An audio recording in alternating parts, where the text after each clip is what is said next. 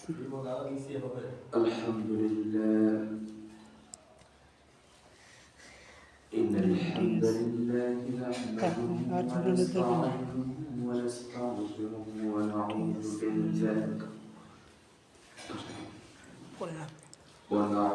بالله من شرور أنفسنا ومن سيئات أعمالنا من يهده الله فلا مضل له ومن يضلله فلا هادي له ونشهد أن لا إله إلا الله وحده لا شريك له ونشهد أن محمدا عبده ورسوله أما بعد أعوذ بالله من الشيطان الرجيم بسم الله الرحمن الرحيم يا أيها الذين آمنوا اتقوا الله حق تقاته ولا تموتن إلا وأنتم مسلمون وقال تعالى أعوذ بالله من الشيطان الرجيم يا أيها الذين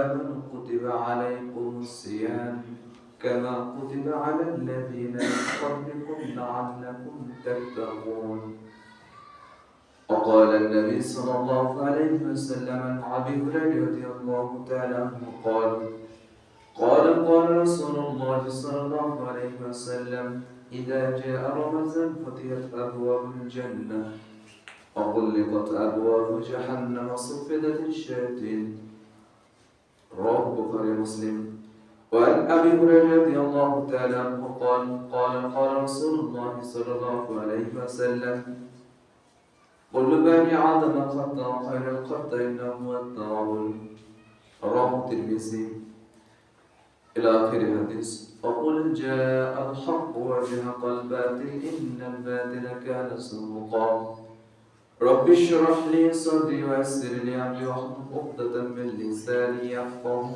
قولي اللهم ثبت عند الموت لا إله إلا الله واجعلنا من الذين آمنوا وعملوا الصالحات وتواصوا بالحق وتواصوا بالصبر আলহামদুলিল্লাহ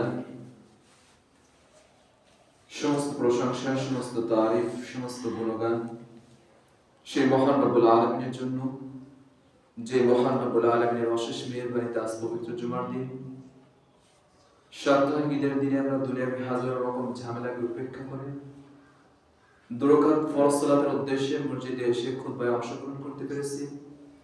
এই জন্য শুরুতে সেই মহান রব্বুল আলামিনের দরবারে প্রশংসা জ্ঞাপন করি, সকলে বলি আলহামদুলিল্লাহ। আবারও প্রশংসা জ্ঞাপন করি সেই মহান রব্বুল আলামিনের জন্য যে মহান রব্বুল আলামিনের বিশেষ নিয়ামতে হাজারো মানুষের হাজারো কর্মব্যস্ততাকে উপেক্ষা করে আল্লাহর ঘর মসজিদে আগে ভাগে আসার সৌভাগ্য দিয়েছেন। এই জন্য অন্তরস্থল থেকে সেই মহান রবের প্রশংসা জ্ঞাপন করি, সকল বলি আলহামদুলিল্লাহ। দুরূদ ও সালাম বর্ষিত হোক সর্বকালের সর্বশ্রেষ্ঠ মানব আহমদুল মুহাম্মদ, সর্বশেষ রাসূল নামে পরিচিতি, যে রাসূলের আগমনের কারণে আমরা কোরআন ও সুন্নাহকে আমাদের ব্যক্তিগত জীবন, পারিবারিক জীবন, রাষ্ট্রীয় জীবন, সামাজিক জীবনে গাইডলাইন হিসেবে পেয়েছি। সেই রাসূলের নামে দুরূদ পড়ে সকলে বলি সাল্লাল্লাহু আলাইহি ওয়াসাল্লাম। রাসূল সাল্লাল্লাহু আলাইহি ওয়াসাল্লামের নিয়ম ছিল প্রতিটি জুমার দিন মুসল্লিদেরকে নিয়ে ইসলামের মৌলিক বিষয়গুলির একটা বিষয় সম্পর্কে অবগতি করা, জানার ও প্রশিক্ষণ দেওয়া ছিল রাসূল সাল্লাল্লাহু আলাইহি ওয়াসাল্লামের জুমার দিনের নিয়ম। যেহেতু আমাদের সামনে আগত রমজানের প্রস্তুতি এবং এই মাসে কি কি ইবাদত করতে পারি সে সম্পর্কে সংক্ষিপ্ত করে কিছু কথা তুলে ধরার চেষ্টা করবো। মা তাওফীক ইল্লা বিল্লাহ, আলাইহি তাওয়াক্কালতু আলাইহি। আমরা বর্তমানে যে মাসে উপস্থিত রয়েছি, আরবি মাসটাকে কি বলে? শাবান মাস। এরপরে কি? রমজান। রমজান মাসের এক মাস বাকি, এক মাসের কম টাইম, 25 কিংবা এর বেশি কিছু কম কিছু হবে।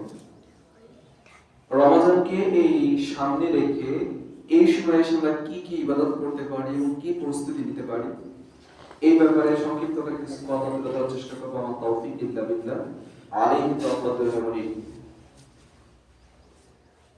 গতদিন বলেছিলাম একটা কথা, আজও সেই কথাকে স্মরণ করে দিতে চাই। আমাদের যদি কোনো ফসলি জমি থাকে, আমরা সেখানে কিভাবে বীজ বপন করব, কোন ফসল ফলাবো, কতটুকু সার দেওয়া লাগবে, কতটুকু পানি দেওয়া লাগবে, কতটুকু কীটনাশক দেওয়া লাগবে, কখন ফসলটা উঠিয়ে নেওয়া লাগবে, এই সম্পর্কে পূর্ব থেকে একটা পরিকল্পনা থাকে, একটা শিডিউল আমরা তৈরি করে নিই যে আমি এই ফসলে এই সিজনে এই ফসলটা আমার জমিতে রোপণ করবো। এটা রোপণ করলে আমি লাভ বেশি পাবো এটার তুলনায়।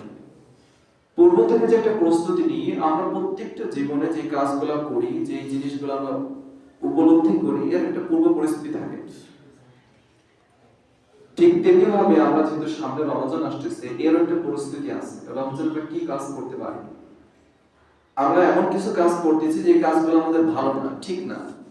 রমজানকে উদ্দেশ্য করে রমজান মাসের প্রস্তুতি হিসেবে এই কাজ থেকে আমরা দূরে সরে আসা উচিত। আবার এমন কিছু ভালো কাজ আছে যে কাজগুলো আমরা করি না। আসন্ন রমজানকে আমরা সামনে রেখে এই কাজগুলো আমরা বেশি বেশি করতে পারি। তো এই পরিস্থিতি সম্পর্কে সংক্ষিপ্ত আকারে কিছু কথা তুলে ধরার চেষ্টা করবো। আমার তৌফিক ইল্লা বিল্লাহ, আলাইহি তাওয়াক্কালতু এটা বলি। সামনের জায়গাটা পূরণ করি, সামনে লাইনটা পূরণ করি। যেহেতু আল্লাহ রাসূল সাল্লাল্লাহু আলাইহি ওয়াসাল্লাম বলেছেন, জুমার দিন যদি দুইজন মানুষ বসে আছে, মাঝখানে একটা ফাঁকা জায়গা আছে, এই ফাঁকা জায়গায় কি বসে থাকবে বলেন? শয়তান। আর